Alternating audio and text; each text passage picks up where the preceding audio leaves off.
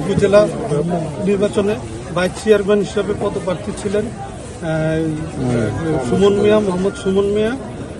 তিনি আজকে সন্ধ্যা আনুমানিক 6:10 দিকে মৃত্যুবরণ করেন।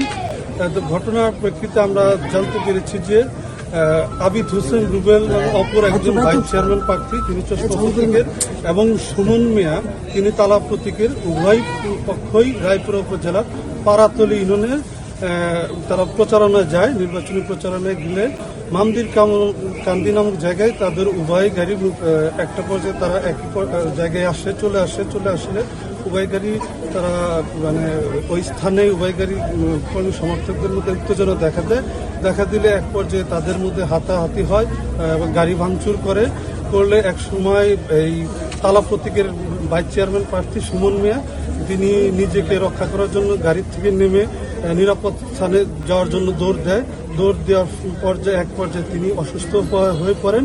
অসুস্থ হলে তাকে উদ্ধার করে তার সাথে থাকা সঙ্গীয় ব্যক্তিগণ তাকে হাসপাতালে নিয়ে আসেন। হাসপাতালে আনার পর ডাক্তার আনুমানিক সন্ধ্যা 6:10 সময় তাকে মৃত বলে ঘোষণা করেন। এই ঘটনায় কেউ গ্রেফতার আছে কিনা? এই ঘটনাটা ঘটেছে দুপুরে আনুমানিক 1:30টার দিকে। তো এখনো আমরা ঘটনার বাকি বিষয় তদন্ত করে দেখতেছি কিভাবে কি ঘটনা ঘটছে।